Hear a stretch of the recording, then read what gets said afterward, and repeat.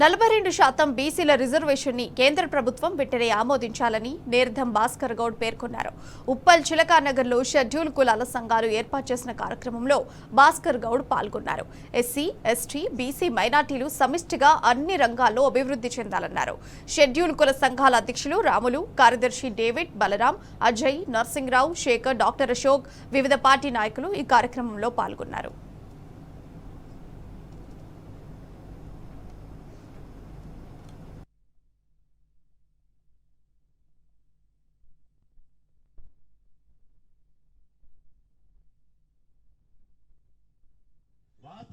Reservation వల్లనే మన పిల్లలు ఈ రోజు చదువుకుంటున్నారు, ఈ రోజు మన ఉద్యోగాలు వస్తున్నాయంటే అంబేద్కర్ ఇచ్చిన స్ఫూర్తి.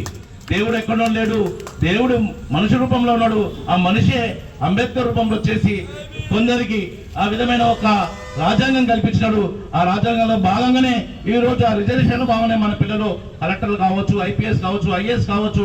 కానీ విషయంలో గవర్నమెంట్ సెక్టర్లో ఆ రిజర్వేషన్ ఫలితాలు తీసుకుంటాం, రాజ్యాంగంలో కూడా ఫలితాలు తీసుకుంటాం. కానీ మన హక్కు 60% ఉంది, ఎస్సీ ఎస్టీ బీసీలది 60 నుంచి 65% ఉంది.